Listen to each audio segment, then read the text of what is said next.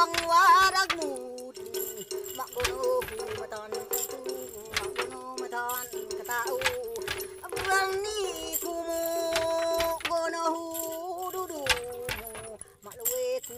Mula sa mga makukulay na kultura na nagtatampok sa sining at likha hanggang sa kalikasan at mga tanawing kahangahan, handa ka na bang makilala ang tunay na diwa ng Soccer Gen?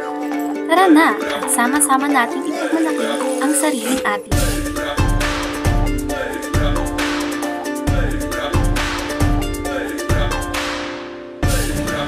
Kakaiba dito sa South Cotabato, ang bawat pangkat ay may kanya-kanyang yaman.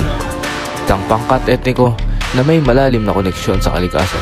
Sila ay kilala sa kanilang mga likhang sining at tradisyonal na kasuotan. Puno ng makukulay na disenyo at sumisimbolo, ang bawat bahagi nito ay nagkukwento ng kanilang kasaysayan. Tunay na mapapadyak at mapapalakpak ka sa Tinalak Festival.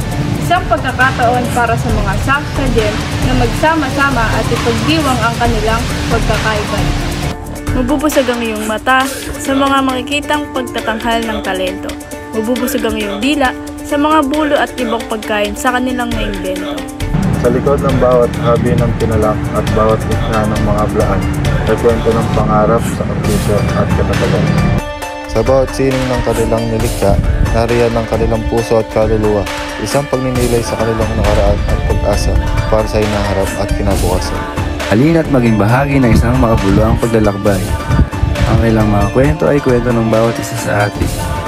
Pagmalaki natin ang kanilang yaman at tradisyon, sama-sama natin tuklasan ngayon. Pagmalaki natin ang kanilang kulay, pagmalaki natin ang atin.